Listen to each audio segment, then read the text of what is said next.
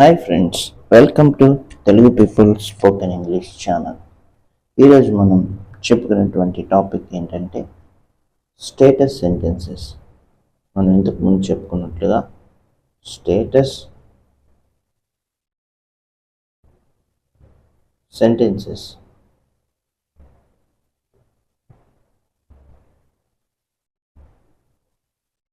With which ఉపయోగించి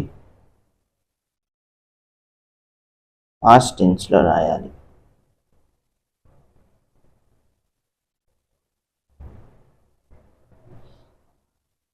మనకు తెలిసినట్టుగా పర్సన్స్ రాసుకుందాం. First person singular I, first person plural we, ఆ తర్వాత సెకండ్ పర్సన్ సింగులర్ అయినా ప్లూరల్ అయినా యూనే, ఆ తర్వాత third person singular he or she or it, this or that. అదేవిధంగా థర్డ్ పర్సన్ ప్లూరల్ వచ్చేసరికి they or these or those. ఇప్పుడు మనం విచ్ అనే దాన్ని ఉపయోగించి మనం పాస్ట్ టెన్స్లో రాస్తున్నాం. పాస్ట్ టెన్స్ అనగానే మనకి స్టేటస్ సెంటెన్సెస్ చూసుకుంటే జనరల్గా ఐకి వాజ్ వస్తుంది, వీకి వర్ వస్తుంది, యూకి వర్ వస్తుంది, థర్డ్ పర్సన్ సింగులర్ అయినటువంటి షీ ఇట్ దిస్ దట్ అనే వాటికి వాజ్ వస్తుంది. ఆ తర్వాత థర్డ్ పర్సన్ ప్లూరల్ అయినటువంటి దే దీస్ దోస్ వాటికి వర్ వస్తుంది. ఆ తర్వాత విచ్ అనే దాన్ని ఉపయోగించి సెంటెన్స్ రాసేటప్పుడు మొదటిగా మనం విచ్ అనేది రాయాలి. రాసిన తర్వాత హెల్పింగ్ వెర్బ్ అయినటువంటి ఇవి రాయాలి. ఆ హెల్పింగ్ వెర్బ్ దేన్ని బట్టి ఉంటుంది, ఏది రావాలి అంటే పర్సన్ని ఏది ఉపయోగిస్తున్నాము అనే దాన్ని బట్టి హెల్పింగ్ వెర్బ్ రాసుకొని ఆ చివరిలో క్వశ్చన్ మార్క్ అనేది ఉంటుంది. ఓకే, అంటే విచ్ రాయాలి ఫస్ట్, ఆ తర్వాత హెల్పింగ్ వెర్బ్ రాయాలి, ఆ తర్వాత పర్సన్ రాయాలి, పర్సన్స్. ఇది జనరల్ రూల్. అయితే హెల్పింగ్ వెర్బ్ అనేది మనం ఏ టెన్స్లో రాస్తున్నాం అనే దాన్ని బట్టి మారుతూ ఉంటుంది. సో ఇప్పుడు వీటి అర్థాలు చూసుకుంటే విచ్ వాజ్ ఐ, నేను ఒకప్పుడు అంటే పాస్ట్ కాబట్టి ఏదై ఉండేవాడిని. విచ్ వర్ వి, మేము ఏదై ఉండేవాళ్ళం.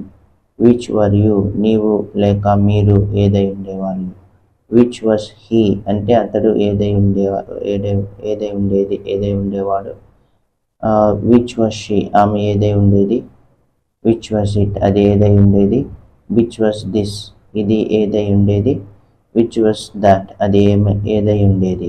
ఆ తర్వాత విచ్ వర్ దే, వారు ఏదై ఉండేది లేకపోతే. ఆ తర్వాత విచ్ వర్ దీస్, ఇవి ఏదై ఉండేవి.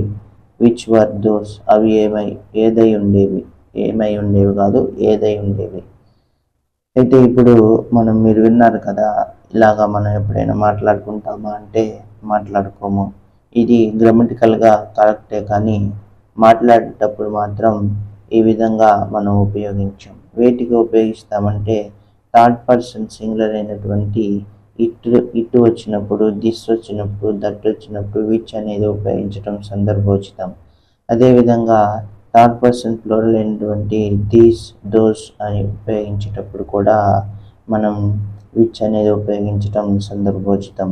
మిగిలిన వాటన్నిటిలో విచ్ని ఈ విధంగా వాడడం అనేది మనం గుర్తుంచుకోవాలి. కానీ గ్రామటికల్గా రాసేటప్పుడు మాత్రం ఈ విధంగా రాయాలని అనేది తెలుసుకోవాలి. ముందు గ్రామటికల్గా ఇలా రాయటం ఎందుకు అనేది మీరు తెలుసుకుంటారు. హాయ్ ఫ్రెండ్స్, మరి మీరు ఈ వీడియో కనుక మీకు నచ్చినట్లయితే లైక్ చేయండి, షేర్ చేయండి, సబ్స్క్రైబ్ చేయండి. ముందు ఇంకా ఇంకా మరిన్ని అప్డేట్స్ కోసం మీరు తెలుసుకోవాలనుకుంటే మీరు ఖచ్చితంగా సబ్స్క్రైబ్ చేసుకోవాల్సిందే.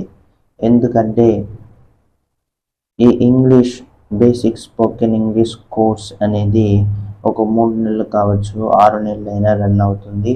మీకు మాత్రం నేను అష్యూరెన్స్ ఇవ్వగలను.